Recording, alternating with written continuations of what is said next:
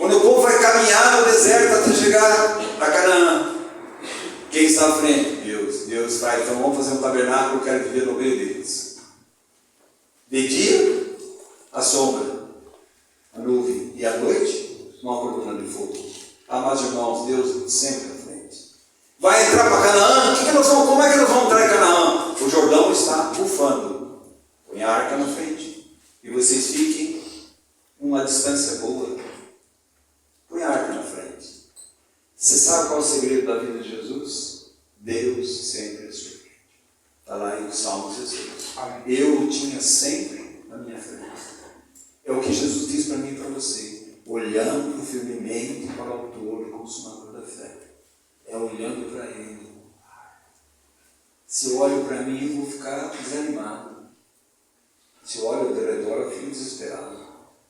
Mas se eu olho para Jesus, eu tenho esperança. Você está entendendo? Por que nós temos um sumo sacerdote? É para você olhar para Ele. Ele é a âncora segura para minha vida e sua vida. O caminho de Jesus, as minhas ovelhas ouvem minha voz, eu vou adiante deles. Ele foi adiante deles na cruz. Foi adiante dele no sepultamento, ressurreição, ascensão, entronização. Está assentado à direita de Deus Pai. E lá, meus irmãos, nós temos um homem com as marcas da cruz. Ele é o precursor. Ele é o primeiro no céu como humano. Então ele vai lá na frente. E o que as ovelhas fazem? Ouve a sua voz. Reconhece que é a voz do Senhor. E o segue. É tão maravilhoso isso. Você lembra Maria Madalena? Está ali no túmulo, né? Que derrubaram meu Senhor. E falou para você como se fosse jardineiro: olha o que você colocou. Olha a paixão que ela tinha por Cristo. O amor que ela tinha por Jesus Cristo. Ela falou assim: mostra-me que está que eu vou levá-lo. Coitado, como é que ela vai levar Jesus morto? Não tinha nem como levar. Olha o desejo do coração daquela mulher. E daí, uma voz diz para ela atrás: Maria, atrás. Ela virou e diz: mestre. Você está entendendo, meus irmãos, que as ovelhas ouvem a voz do Senhor e reconhecem que é o Senhor que está falando? Por isso você conhecer a Bíblia. É Deus falando comigo, com você. Mas olha que maravilha, meus irmãos. Nunca hão de perecer. Olha João 10, vamos lá no final. Olha o que ele diz. 27 a 30. Essa segurança do crente é a segurança daquele que sabe que tem, amados irmãos, que a morte é real, o céu é real, a salvação é real e a vida de Jesus Cristo é real. Ele tem essa segurança. E ele diz assim: as minhas ovelhas ouvem a voz. Você pode ver que qual é a característica das ovelhas? Ouvir a voz do seu bom pastor. Você está entendendo? Você está entendendo porque o Salmo 33, eu fiz um parênteses hoje, o Salmo 33 vai dizer: o Senhor é o meu pastor e nada me faltará. Você já entendeu que ele fala assim: eu conduzo você, eu refrigero você na sua hora de dor, nas horas das trevas, da morte, eu estou contigo, eu preparo para você uma mesa diante dos seus inimigos, a minha bondade e a minha misericórdia seguirão você. Você está vendo que ele vai na frente? E as ovelhas fazem o quê? Elas seguem as pegadas do bom pastor, que é Jesus Cristo. Irmãos, Deus nos chamou para você e eu e você andar desgarrado. Ele vai dizer: vinde a mim. E depois vai dizer: segue-me. Segue-me. Depois ele vai dizer: aprenda comigo. Aprenda de mim. E depois ele vai dizer: permaneça em mim. Você está entendendo? A caminhada cristã. E ele vai dizer aqui: olha, as minhas ovelhas ouvem minha voz e eu as conheço. Ah, irmãos, isso é maravilhoso. Deus conhece quem são os seus. Não há dúvida nenhuma. Ele vai dizer assim para mim e para você. Olha só que coisa tremenda. Ele diz para mim e para você: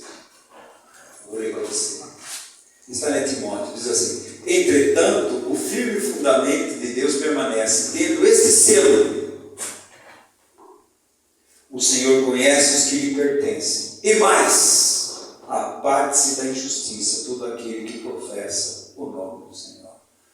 Você está entendendo?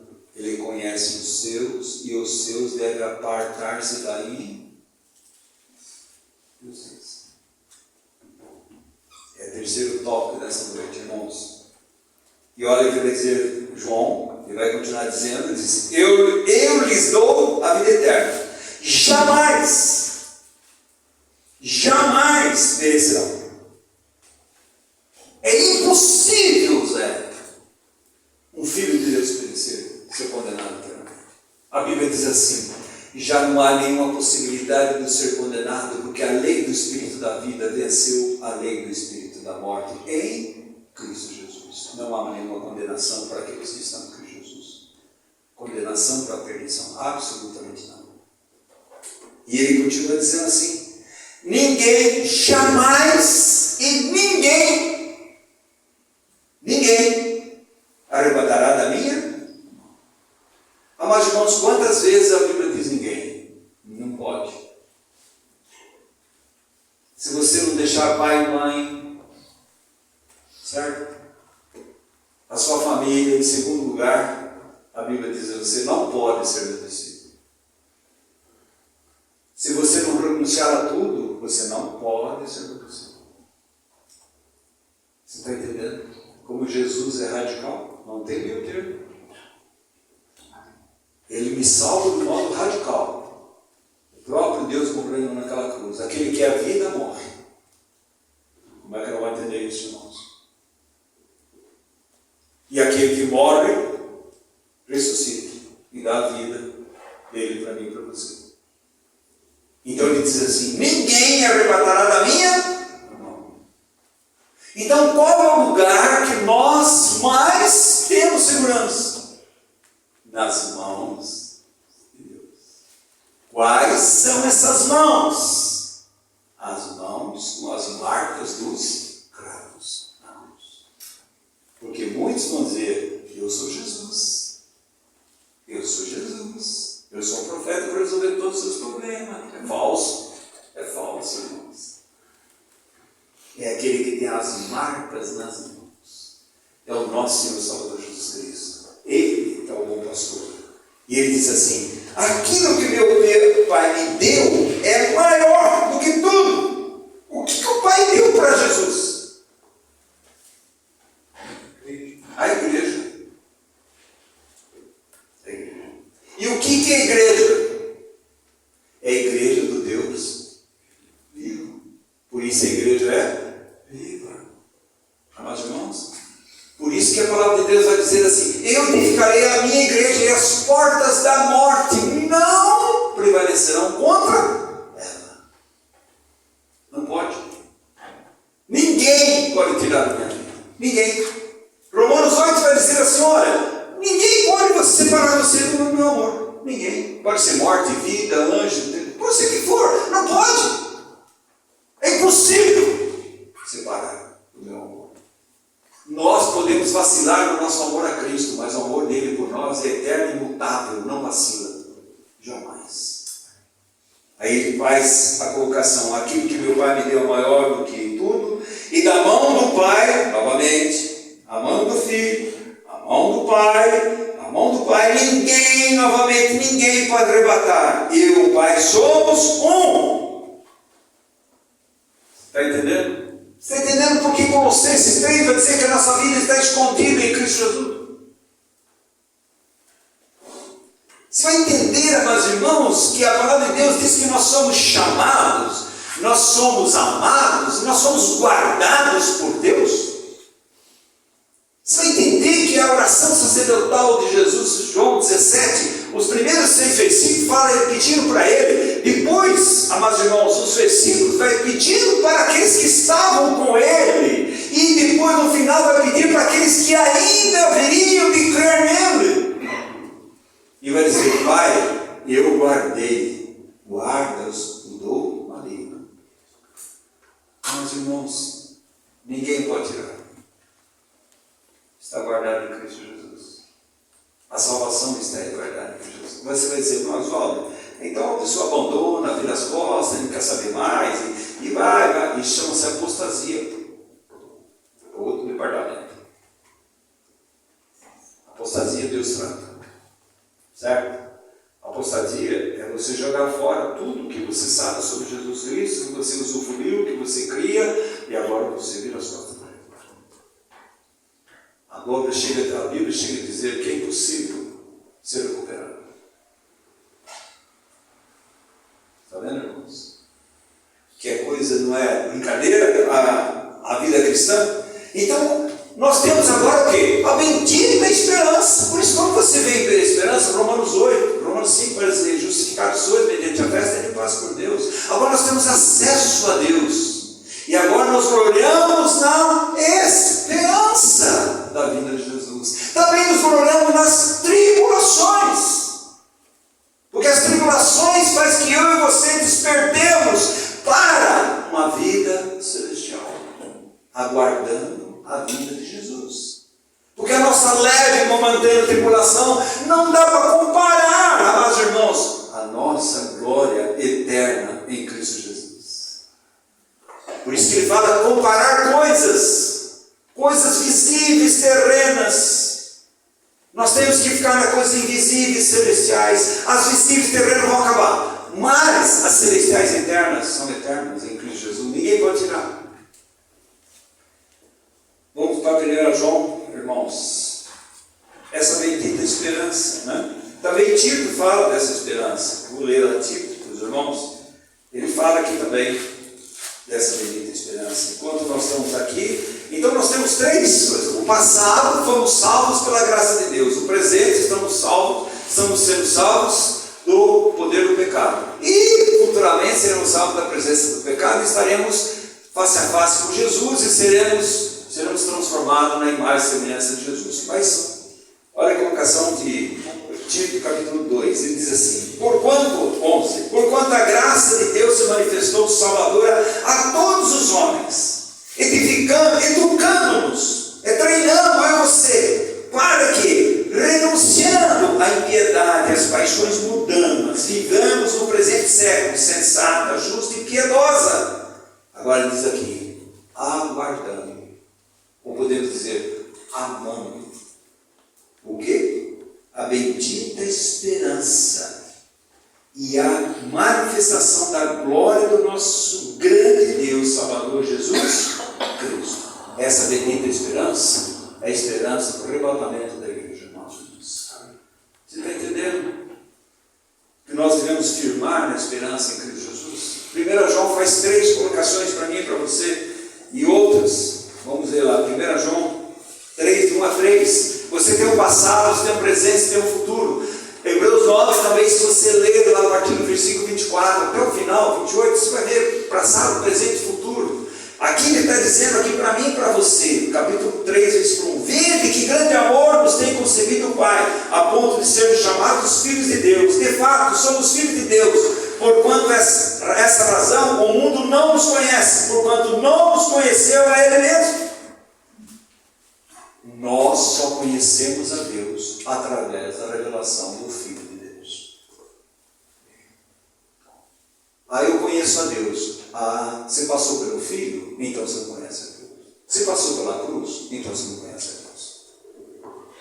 É tão tremenda que a Bíblia vai dizer, a vida eterna é esta, que te conheça como o único Deus verdadeiro e é Jesus Cristo a quem enviaste. O que o Filho veio fazer, eu revelar no Pai. A bondade do Pai, a misericórdia do Pai. Você está entendendo? A salvação do Pai é o seu próprio Filho. Então aqui você tem o passado, mas olha aqui, amados irmãos, você tem um presente, versículo 3. Assim mesmo se purifica ou separa todo que nele, Cristo, tem esta esperança, assim como ele é puro. Qual é a esperança que eu tenho em você? Por isso nós devemos ter uma vida de santificação progressiva. Purificação é separação em Cristo Jesus. Qual a nossa esperança? Versículo 2. Amados, agora somos filhos de Deus e ainda não se manifestou o que haveremos de ser. Sabemos que quando Ele se manifestar, seremos semelhantes a Ele, porque haveremos de vê-lo como Ele é. Então, porque nós vamos ver como Ele é, a igreja tem que estar sendo ataviada a noiva. Como é que vai ataviar a noiva? Purificar. A Bíblia diz que o julgamento começa pela própria igreja. Julgamento não para condenação, para purificação. Para dizer isso daqui não é de Deus, isso daqui é de Deus. É despir daquilo que não é de Deus, revestir com aquilo que é de Deus. Isto, amados irmãos, é tão maravilhoso. É tão maravilhoso que quando o moço de Abraão, que é uma figura do Espírito Santo, vai buscar a Rebeca, ele leva vestimenta para a Rebeca. Leva ouro, leva bracelete, leva tudo. Ornamentos. É isso que Deus está fazendo comigo e com você. Ornamentos para quê? Ornamentando a igreja para Isaac. Isaac é Cristo. Então esse grande encontro com o nosso amado Salvador Jesus Cristo. E ele faz essa colocação aqui que é maravilhosa. Mas será que nós sabemos? E quantas vezes a Bíblia diz sabemos? Se você for ver Romanos 8, 28, diz: sabemos que tudo coopera para o bem daqueles que amam a Deus, que foram chamados segundo um propósito. Para quê? Aquele que antemão nos escolheu, nos predestinou. Para quê? Para sermos conforme a imagem e semelhança do seu Filho. Quem é Ele? É Ele que lhe chamou. Você nunca foi a Deus. Deus foi você. E aí? É Ele que justificou. E Ele glorificou. Ele já fez a obra. Agora essa glorificação para nós é futuro. Ele me chamou no passado, Ele me justificou no passado, e a glorificação futura. E ganharemos um corpo celestial. Você está entendendo? Mas Deus, Jesus já fez tudo. Quando Ele diz tudo está consumado, tudo está consumado. Isso aí é maravilhoso. Mas Ele diz para mim e para você, amados irmãos, que nós temos, porque Ele tem um selo. Deus fala assim: eu coloco em você um selo. E você também tem um penhor, uma garantia. O selo é o selo de propriedade. Aí 1 João, 1 Pedro 2,9 vai dizer assim: sabe que vocês são uma nação santa, raça eleita, povo de propriedade exclusiva de Deus, para manifestar as virtudes daquele que te chamou das trevas para a sua maravilhosa luz. Quem me chamou, eu e você, das trevas, nós irmãos? Antes você não tinha misericórdia, agora você alcançou misericórdia. Antes você não era um povo, agora você é um povo de Deus. A Bíblia diz: é uma nação santa. Quando é que a Bíblia diz que uma nação toda é santa e é de Deus? Não existe. Quando você entra numa cidade, está escrito assim: essa cidade é de Jesus. Mentira. Nunca houve isso. Jesus vai pregar para aquelas 3 cidades. Vai dizer: essa cidade de Jesus nem se converteu. Isso, amados irmãos, é religião. Deus só tem uma nação santa. Dizer o Brasil é de Jesus. Mentira. Mentira. Agora você fala assim: a igreja verdadeira de Cristo é uma nação santa. Isso é de Jesus. Fora disso é mentira. Não tem nada a ver biblicamente isso aí para mim e para você. Nós temos o selo de propriedade, nós temos a garantia, mas isso não deixa lugar de dúvidas no meu coração, no seu coração. Isso a Bíblia diz que é consolo para mim e para você. Consolo. Paulo vai dizer: eu sei que tenho crido, que é poderoso para guardar o meu depósito. Você está entendendo isso daí, irmãos? Você está entendendo porque aqueles mártires faziam aquelas coisas que a gente fica abismado e vê que até fica com vergonha? Porque eles diziam: eu sei que tenho crido, que é poderoso para guardar o meu tesouro. Essa plena convicção na salvação em Cristo Jesus. Amados irmãos, Deus convida eu e você, como peregrinos, até chegar o momento do encontro com Cristo, que seja no caixão, ou seja quando Cristo vier, que nós estivermos ainda vivos, não importa. O que importa é que eu e você olhamos para Jesus. Ele é a nossa esperança, nosso consolo, nosso conforto, nossa consolação. Ele é a nossa salvação, Ele é a nossa cura, Ele é a nossa libertação, Ele é a nossa transformação, a vida eterna minha e sua. Olhai para mim, diz Isaías 45, versículo 22. Outro, amados irmãos, ele diz: vinde a mim. Vinde a mim, todos que estáis cansados, sobrecarregados, e eu vos aliviarei, salvarei. Mas também ele diz para mim e para você: está em mim, João 15, 4. Se as minhas palavras estiverem em vocês, e eu estiver em vocês, vocês vão dar fruto. Está em mim é permanecer em mim, uma vida de união com Cristo. Eu não posso viver sem Cristo, não posso casar sem Cristo, eu não posso ter uma família sem Cristo, não posso ter um trabalho sem Cristo, eu não posso frequentar a igreja, pregar, seja o que for, sem Cristo. Terceiro, amados irmãos, ele diz: aprendei de mim, eu e você nessa caminhada. E rapidamente só vou citar. Bom, de toda essa maravilhosa palavra de Deus, que é Deus falando através da sua palavra, como é que você vai mudar a cor do etíope? Como é que você vai tirar as manchas do tigre ou da onça? Como é que você vai tirar? Porque eu disse uma coisa: aqui que está no exterior, o DNA está interior. O DNA determina o seu exterior. Do mesmo modo que o DNA determina a minha vida e sua vida exteriormente. O que eu faço, como conduzo, o que eu expresso, o que eu sou, é o DNA. Por isso a Bíblia diz: fizeram como o porco, a porca voltou no seu, e o cachorro voltou no seu vômito, e a porca voltou na sua lama. Por quê? Não mudou o DNA. Isso quer dizer, não nasceu de novo. Está entendendo, amados irmãos? É um milagre de Deus. Quando Deus muda o nosso DNA, Ele vai dizer: se alguém está em Cristo, é uma nova criação. As coisas velhas passaram, tudo se fez novo, que se renova, que ninguém é perfeito. Mas anseia, vai se arrepender. A vida cristã sem arrependimento não existe. A vida cristã começa: arrependei-vos, porque é chegado o reino de Deus.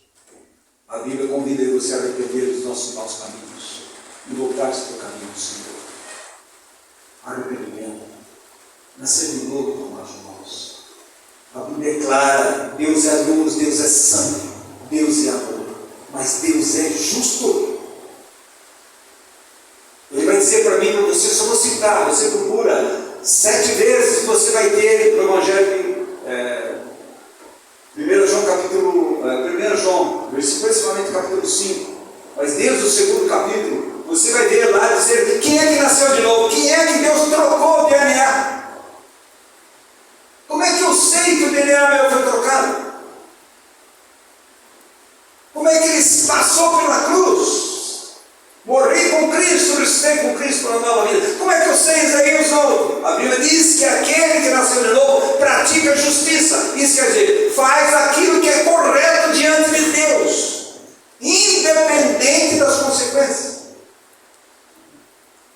Fazer correto diante de Deus está acima do que você pensa, do que você acha. Está acima de qualquer coisa. Deus diz que é assim que eu vou fazer. E Senhor, me ajuda a fazer aquilo que é correto diante de Ti, porque eu sou fraco. Eu preciso que o Senhor me ajude. Então quem nasceu de novo pratica a justiça. A minha vida é toda de injustiça. E daí? Segundo, amados irmãos, não vive no pecado habitual. Nós temos 2 naturezas. Isso é verdade. Mas o que a Bíblia diz para mim e para você? O pecado não terá domínio sobre vós, porque não está debaixo da lei, está debaixo da graça de Deus. Fica na graça do Senhor. A palavra de Deus também diz para mim e para você: andai no Espírito e jamais satisfareis a concupiscência da carne. Está entendendo? Aquele que permanece em mim pratica a justiça. É uma vida de união com Cristo. Cristo. Então vive no pecado e continua no pecado e não se arrepende do pecado e continua no pecado, não nasceu de novo.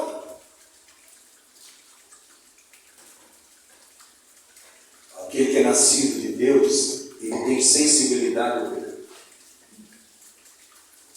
Eu sei que tem pecados ocultos.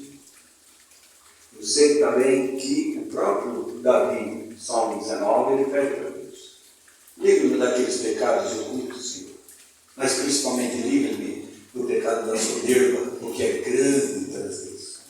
O pecado da soberba é o pecado de Adão, na Eva, do jardim. É o pecado de Satanás.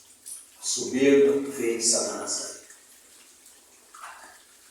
Terceira, nós irmãos, prática do amor. Está tudo aí, depois procura. Quarto, crê que Jesus é o Cristo. Jesus, o Deus encarnado, é o Messias. O Jesus 100% humano. Ele é o Messias. Ele é Emmanuel. Ele é Deus conosco. Mas ele chamará Jesus porque salvará eu você dos nossos pecados. Como é que ele vai salvar? Ele se encarnou, ele vai até a cruz e morre por você. Quem está morrendo na cruz? 100% homem, 100% Deus. Jesus Cristo. Ama os irmãos em Cristo. Está entendendo? Presta atenção. Vence o mundo. Tudo isso é em João. É o único escrito que fala, escreve quem nasceu de novo. Vence o mundo, o maligno não lhe toca. Satanás só pode tocar em você, se Deus permitir. Permitiu em Jó, permitiu em Paulo e permitiu em quantos outros. E ele tem um tempo determinado. Para a igreja de Esmirna, ele diz: 10 dias. São 10 dias, vão ter grande perseguição. 10 dias. Está limitado. Porque Satanás é um servo, não é Deus. Amados irmãos, que nasceu de novo, sabemos que somos de Deus. Nós sabemos que somos de Deus. Qual é o grande problema? O grande problema são conversões intelectuais, emocionais, sociais, religiosas. Não conversão espiritual ou regeneração espiritual. Qual é a nossa oração? Amados irmãos, se você não tem essa plena convicção em Cristo Jesus, isso não vem de vós, é o Espírito Santo que confirma no nosso espírito que somos filhos de Deus. Deus convida a rebelião. Que tristeza é quando você vai no enterro de uma pessoa que, aos olhos dos homens, tem coisas que a gente não sabe. Não nasceu de novo. Que tristeza é. Um dia você vai estar lá. A morte é real. O céu é real. A salvação é real. E a vida eterna é real. Onde você vai estar? Deus convida aos indecisos que clame: Jesus, filho de Davi, tem compaixão de mim. Eu quero ser salvo da tua graça. Eu sou um pecador miserável. O Senhor veio salvar pecadores e eu sou um deles. Tem misericórdia de mim. Porque um dia que o Senhor me chamar, eu sei que tenho crido, que é poderoso para guardar o meu depois. Amém. Jesus Cristo. E para aqueles que estão nessa caminhada, nossa oração deve ser: Senhor, eu quero ver-te com mais clareza. Eu quero ver as suas glórias, Senhor. Eu quero conhecer. Eu quero amar-te com mais devoção. Eu quero seguir-te mais perto. Uma vida de peregrino em terra estranha, aqui não é nosso lar. Amados irmãos, a maior bênção que podemos ter na nossa vida é a bênção da salvação em Cristo Jesus. é alguém que não tem a certeza da salvação em Cristo Jesus e permanece do mesmo jeito. Mas, amados irmãos, a porta do céu está aberta. Quando Jesus veio, abriu a porta do céu. Este é meu filho amado, abriu. Quando Estevão morreu, o céu está aberto. Quando se vai a Hebreus, é uma epístola dos céus aberta. Porque está lá o nosso Senhor Salvador Jesus Cristo, nosso mediador, intercessor, fiador, precursor, está lá no céu. O que ele está fazendo? Guardando, conduzindo, dirigindo os seus santos para Ele mesmo eternamente. Amém. Que Deus, amados irmãos, fale no meu coração assim. Pense no céu. Avalie, coloque diante de Deus. Nós pensamos muito na coisa terrena. E o céu? Ah, mas eu sou jovem ainda, não sei o que vai acontecer. Amados irmãos, a maioria dos mortos no Brasil são jovens de 15 a 40 anos. E daí? Podemos citar um texto um pouco fora do contexto, que lá está falando para o povo de Israel, que também fala para nós, já um povo, que é o povo de Deus, mas hoje, se ouvir minha voz, não endureçai os corações. Se renda ao Senhor, renuncie, se arrependa e creia em Jesus Cristo como Salvador e será salvo pela graça de Deus. Vamos ficar em pé em nome de Jesus.